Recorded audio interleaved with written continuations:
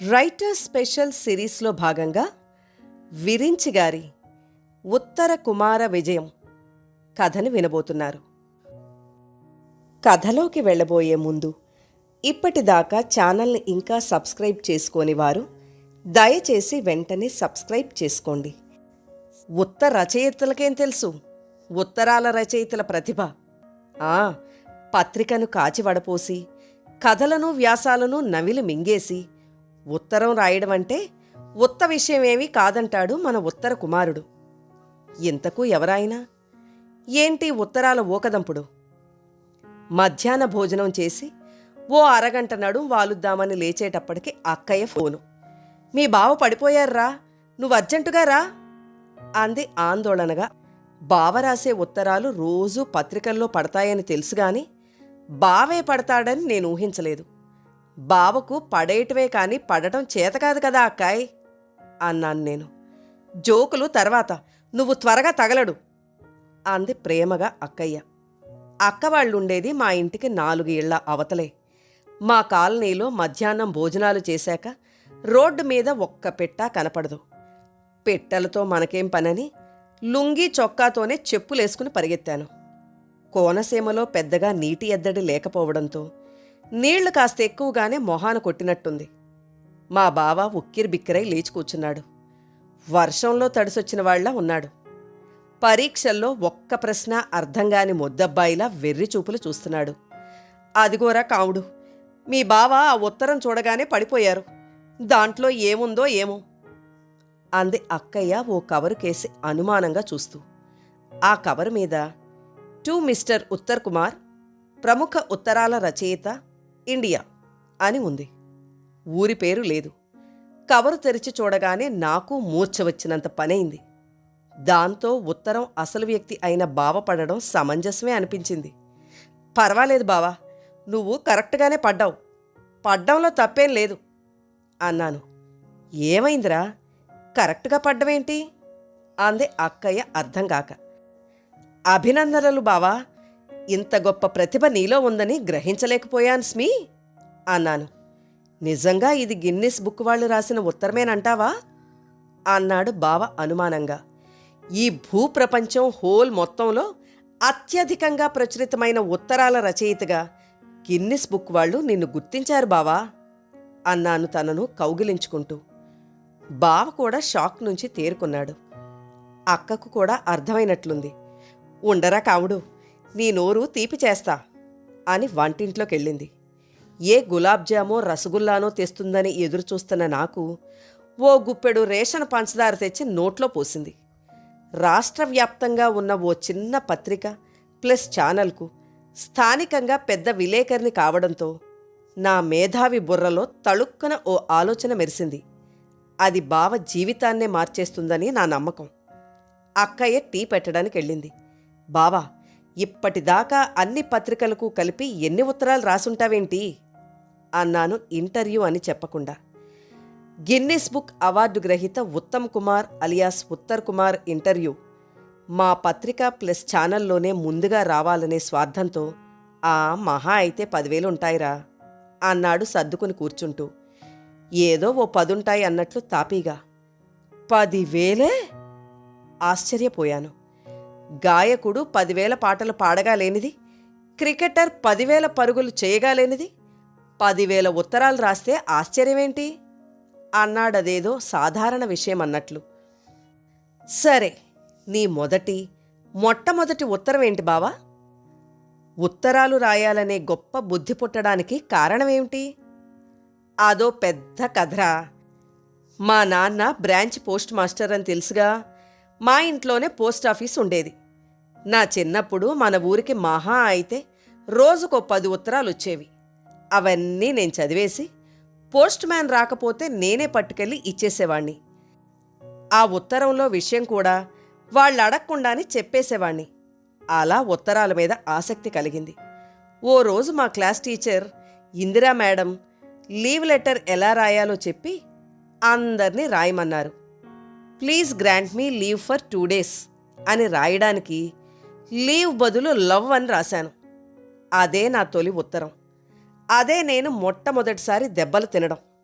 ఆ తర్వాత కాలేజీలో నా ఉత్తరాల పరిజ్ఞానం చూపిద్దామని సుశీల అని మా ఇంగ్లీష్ లెక్చరర్ కూతురికి రెండో ఉత్తరం రాశాను.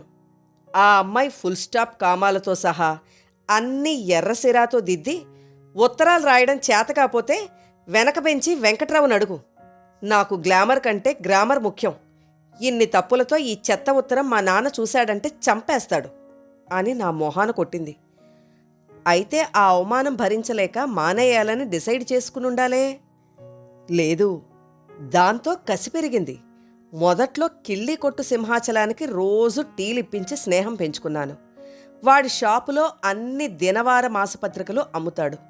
రోజు వాడి షాపులో కూర్చుని పుస్తకాలన్నీ చదివి ఉత్తరాలు రాయడం మొదలుపెట్టాను. మొదటి ఉత్తరం నా పేరు పత్రికలో పడగానే సింహాచలమే నాకు టీ ఇప్పించాడు. అప్పట్నుంచి వెనక్కి తిరిగి చూసుకోలేదు. తిరిగి చూసినా ఏముంది, మెడనొప్పి తప్ప. రోజు ఉత్తరాలు రాస్తూనే ఉన్నాను. ప్రతి సంచికలోనూ పేరు పడాలంటే మాటలు కాదు, ఒక్క సీరియల్ రచయితకి, ఉత్తరాల రచయితకే ఆ అవకాశం ఉంది. రచయితల్లో 2 రకాలని గ్రహించాను. 1 ఉత్త రచయితలు, వాళ్ళు కథలు నవలలు గట్రా రాస్తుంటారు. 2 ఉత్తరాల రచయితలు, అందరినీ చదివి విశ్లేషించే నేర్పరులు ఓర్పరులు. సరే, పట్టు వదలని విక్రమార్కుడిలా రోజు పత్రికలకు ఉత్తరాలు రాస్తూనే ఉన్నాను. ఓ రోజు సింహాచలం, వాళ్ళు వీళ్ళు రాసిన చెత్త కథల్ని పొగడ్డం కంటే నువ్వే కొత్త కథలు రాయొచ్చుగా అన్నాడు. నిజమేస్మి అనుకుని రాయడం మొదలుపెట్టాను. అవి నా మీద బెంగ పెట్టుకున్నట్లు తిరుగుటపా కవరు పెట్టకపోయినా పెంపుడు కుక్కలా తోక ఊపుకుంటూ తిరిగొచ్చాయి. అక్కడే తేడా కనిపెట్టా. ఉత్తరాలైతే తిరిగి రావు, గ్యారంటీ. ఓ కథ రాసే టైంలో 10 ఉత్తరాలు రాయొచ్చు.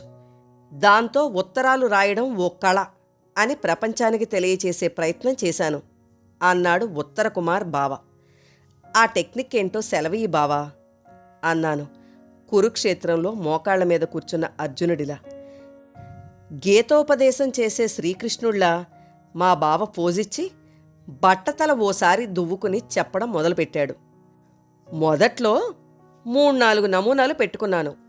ఉదాహరణకు, అందాల తార ముఖచిత్రంతో వచ్చిన ఈ వారం సంచికలో కథలు హృద్యంగా ఉన్నాయి. కథ కన్నీళ్లు తెప్పించింది. సీరియల్స్ ఉత్కంఠభరితంగా ఉన్నాయి. సస్పెన్స్ అద్భుతం. సినిమా సమీక్షలు నిష్పక్షపాతంగా ఉన్నాయి. అన్ని శీర్షికలు అలరించాయి. దేనికవే సాటి. ఇది ఒక నమూనా. ఇక రెండోది, మీ సంపాదకీయం అద్భుతం. ఆ పత్రికలో సంపాదకీయం ఉన్నా లేకున్నా సరే. కశ్మీరం కమనీయంలో కశ్మీర్లో మంచు గడ్డకడుతుందని, ముట్టుకుంటే చల్లగా ఉంటుందని, కమ్మటి కాఫీ శీర్షికలో వేడివేడి కాఫీ తాగితే మూతి కాలుతుందని, చల్లారపెట్టుకు తాగాలని, వానలు వరదల్లో వర్షాకాలంలో వర్షాల వల్ల నదులు పొంగుతాయని, పొంగితే వరదలు వస్తాయని, నీరు పల్లానికి ప్రవహిస్తుందని చక్కటి విషయాలు చెప్పి మా కళ్ళు తెరిపించారు. ఇటువంటి విషయాలు తెలియచేసిన మీకు మా ధన్యవాదాలు. హాస్య కథలు కడుపుబ్బ నవ్విస్తున్నాయి. కడుపుబ్బరానికి ఆయుర్వేదంలో సూచించిన వంటింటి చిట్కాలు పాటిస్తున్నాం. ఇలా రాసుకుంటూ పోవచ్చు. నిజానికి ఇలా రాయాలంటే పుస్తకం అంతా చదవక్కర్లేదు, విషయ సూచిక చూసి రాసేయొచ్చు. ఆ విధంగా రోజు 10 పత్రికలకు 10 ఉత్తరాలు రాసిన రోజులున్నాయి అన్నాడు. ఇలా పత్రికల్లో పడిన ఉత్తరాలన్నీ ఏం చేస్తున్నావు బావా అన్నాను అమాయకంగా. ఓ 300-400 ఉత్తరాలు అవగానే ఓ సంకలనం విడుదల చేస్తున్నాను. ఇప్పటికి ఓ 8 సంకలనాలు విడుదల చేశాను. మొదటి సంకలనం విడుదల కాగానే వేడి పకోడీల్లా అమ్ముడుపోయాయి. రెండో ముద్రణ, మూడో ముద్రణ కూడా వేశాం. ఆ పైన ప్రచురణకర్తలే మన ఇంటికొస్తున్నారు. ఈ ఉత్తరాల కళ నీతోనే ఆగిపోకుండా భావి తరాలు కూడా ఈ విద్య నేర్చుకునేలా ఏదైనా ప్రయత్నం చేస్తున్నావా? బ్యాచిలర్ మరియు మాస్టర్ ఆఫ్ లిటరేచర్ అని ఉత్తరాది విశ్వవిద్యాలయాల వాళ్లకు పాఠ్య ప్రణాళిక తయారు చేసిచ్చాను. ఉత్తరాలు ఎలా రాయాలో, లేఖా సాహిత్యం తీరుతెన్నులు, ఇవన్నీ ప్రణాళికలో ఉంటాయి. మరి ఈ డిగ్రీలు పాసైన వాళ్లకు ఉపాధి అవకాశాలేంటి బావా? భగవంతునికి భక్తునికి అనుసంధానంగా ఉండే అగరబత్తీలాగా పత్రికకు పాఠకుడికి అనుసంధానం ఉత్తరం. నీకో విషయం తెలుసా కావుడు? ఏ దిన వార మాసపత్రికలోనైనా ఖచ్చితంగా ఉండేది, సాధారణంగా ముందు పేజీల్లోనే ఉండేది అయిన ఏకైక శీర్షిక ఉత్తరాలు, సంపాదకీయం, కథలు. గ్రహబలం లేని పత్రికలు ఉన్నాయేమో కానీ ఉత్తరాల శీర్షిక లేని పత్రిక లేదంటే అతిశయోక్తి కాదు. అసలు ఉత్తరాలు లేకపోతే పత్రికకు మనుగడ, రచయితలకు గుర్తింపు లేనే లేదు. ఇక ఏ పత్రికా పాఠకులు రాసే ఉత్తరాల కోసం చెకోర పక్షుల్లా ఎదురు చూడక్కర్లేదు. ఈ డిగ్రీలు పాసైన వాళ్లనే ఉత్తరాల రచయితలుగా నియమించుకోవచ్చు. వాళ్లే కథలు, సీరియల్స్ వగైరా చదివి హృద్యంగా ఉన్నాయని, ఆసక్తికరంగా ఉన్నాయని, అద్భుతంగా అలరించాయని విశ్లేషిస్తారు అన్నాడు బావ. మరి సంకలనాలు విడుదల చేసిన సభల్లో నీకేవో బిరుదులు గట్రా ఇచ్చినట్లున్నారు అన్నాను గుర్తు చేస్తూ. తెలుగు లేఖా సాహిత్య అకాడమీ వారు అవార్డుతో పాటు లేఖా సాహిత్య సమ్రాట్ అని, ఉత్తర రత్న అని బిరుదులిచ్చారని నీకు తెలుసుగా. ఉత్తమ ఉత్తరం బహుమతుల్లో నీదే రికార్డ్ అనుకుంటాను బావా. అవును కాముడు, 150 సార్లు వివిధ పత్రికల వాళ్ళు ఉత్తమ ఉత్తరం బహుమతులిచ్చారు. అవన్నీ అనాథ శరణాలయాలకు, వృద్ధాశ్రమాలకు ఇచ్చేశాను అన్నాడు బావ. ఎంత దయార్ద్ర హృదయం బావా! ఉత్తరాల రచయితకు, కథా రచయితకు తేడా ఏమిటి?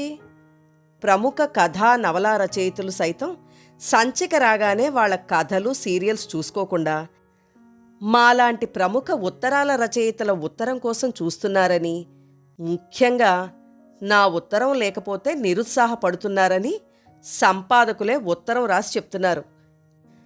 అందుకని ధారావాహిక నవలలు ప్రచురణకు ముందే నాకు పంపి ఉత్తరాలు రాయమని అడుగుతున్నారు. ప్రస్తుతం రాబోయే 3-4 ధారావాహికలకు ముందస్తు ఉత్తరాలు రాసే పనిలో ఉన్నాను. ఇదో కొత్త పంధా అన్నమాట అన్నాడు బావ. ఇంతలో ఆయన సెల్ మోగింది. మళ్ళీ ఏ ఉపద్రవం ముంచుకొస్తుందోనని అక్కయ్య పరిగెత్తుకొచ్చింది. హలో అన్నాడు బావ. అవతలి వాళ్ళు ఏం చెప్పారో కాని మొహంలో ఆశ్చర్యం, ఆనందం మిళితమై సార్ సార్ అంటూ ఠక్కున పడిపోయాడు. ముందు చూపుతో చెంబుతో రెడీగా పట్టుకున్న మంచినీళ్లు మళ్లీ మొహం మీద కొట్టింది అక్కయ్య. మళ్లీ యథాప్రకారం లేచి కూర్చున్నాడు. వాటర్ థెరపీ బాగానే ఉంది. ఏమైంది బావా అని నేను, ఏమైందండి అని అక్కయ్య కోరస్గా అడిగాం. ఏం లేదు, మన కొత్త ప్రభుత్వం మన రాష్ట్రానికి నన్ను బ్రాండ్ అంబాసిడర్గా నియమించుకుంటుందట్రా. సీఎం గారు ఫోన్ చేసి నా అనుమతి అడిగారు. సర్కారు తరపున ఎంత కావాలో చెప్పమన్నారు అన్నాడు తాపీగా. ఏం చెప్పావు అని ఆతృతగా నేను. ఎంత చెప్పారు ఆశగా అక్కయ్య.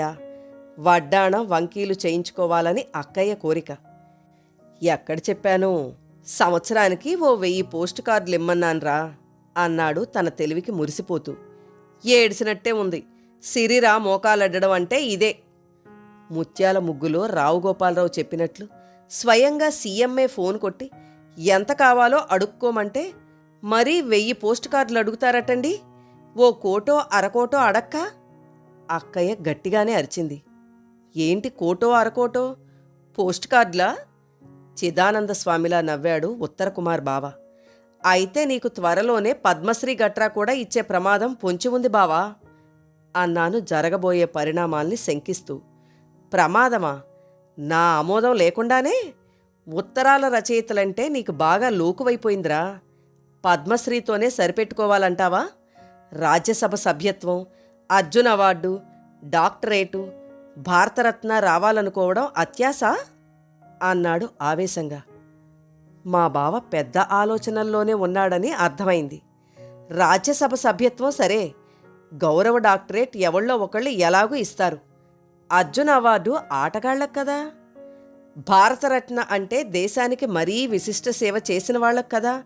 నీ ఉత్తరాల సేవ సరిపోదేమో బావా అన్నా అనుమానంగా. పురుషులలో పుణ్యపురుషులు వేరయ్యా అన్నట్లు రచయితలలో ఉత్తరాల రచయితలు వేరయ్యా అని తెలీదా? క్రీడాకారులకు అర్జున అవార్డులుండగా భారతరత్న ఇచ్చేటప్పుడు లేఖా క్రీడాకారులకు ఇస్తే తప్పేంటిట? గత చరిత్రలాగా అంతరిస్తున్న పక్షిలాగా ఉన్న తోకలేని పిట్టల్ని బతికిస్తున్నది, తెలుగు భాషకు ఊపిరిలూదుతున్నది, తల్లి భాషను సేవిస్తున్నది ఉత్తరాల రచయితలే అన్నాడు బావ ఆవేశంగా. అంత సీనుందా? కథలో వైవిధ్యం లేకపోయినా పేరున్న రచయితల రచనలకు ఢోకా లేదు, కానీ ఉత్తరాల్లో మాత్రం వైవిధ్యం ఉండాల్సిందే. 1000 నవలలు రాసిన వాళ్ళు, అంతకంటే ఎక్కువగా కథలు రాసిన వాళ్ళు ఉన్నారు. ఆ 1000 నవలలు కథలు చదివి హంసల పాలు నీళ్లు విడదీసి విశ్లేషించేవాళ్లే ఉత్తమ ఉత్తరాల రచయితలు. ఉత్తుత్తి ఉత్తరాల్ని ఒకసారి వేసుకోవచ్చు, 2 సార్లు వేసుకోవచ్చు, 100,000 సార్లు వేసుకోవడానికి పత్రికల వాళ్లేం అమాయకులు కారు. నీకు తెలుసా? మొట్టమొదట ఉరసం అంటే ఉత్తర రచయితల సంఘం స్థాపించింది నేనే. అయితే జాతికి ఇంత సేవ చేస్తున్న నీకు ఉత్తర భారతరత్న ఇవ్వాల్సిందే. ఎంత అసాధ్యుడివిరా! రాష్ట్రాన్ని విడదీసినట్లు భారతరత్నను కూడా ఇస్తావా? దక్షిణ భారతరత్న ఎవరికిస్తావు అన్నాడు బావ అసహనంగా. దక్షిణ ఇచ్చేవాళ్ళకి అన్నాను. ఇంతలో దూరంగా పత్రికా విలేకరులు, ఎలక్ట్రానిక్ మీడియా వాళ్ల ఓబీ వ్యాన్ల గోల వినిపిస్తోంది. మా బావను ఒంగోపెట్టి, నించోపెట్టి, కూర్చోపెట్టి, సెల్లో ఫోటోలు తీసి, నా పైత్యం జోడించి 4 ముక్కలు టైప్ చేసి, మా పత్రికకు ఛానల్కు మెయిల్ చేసి తాపీగా కూర్చున్నాను.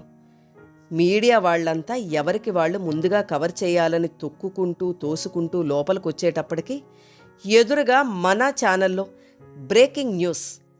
ప్రఖ్యాత ఉత్తర రచయిత ఉత్తర కుమారునికి గిన్నిస్ బుక్ రికార్డు, రాష్ట్ర ప్రభుత్వంచే బ్రాండ్ అంబాసిడర్గా నియామకం, భారతరత్న బిరుదుకు కేంద్రం పరిశీలన అని వస్తోంది. దాన్ని చూడగానే మీడియా 50 మంది సామూహికంగా షాకై మూకుమ్మడిగా షేకై పడిపోయారు. ఆ చప్పుడుకు వంటింట్లోంచి వచ్చిన అక్కయ్య, వీళ్లందరి మొహాన తలో చెంబుడు నీళ్లు కొట్రా కాముడు, ఈలోపు టీ తెస్తా అని ఓ బిందెడు నీళ్ళిచ్చి మళ్ళీ వంటింట్లోకి వెళ్ళింది. కథ నచ్చితే లైక్ చేయండి. మీరు లైక్ చేయడం వల్ల మరింత మందికి ఈ కథలు చేరతాయి.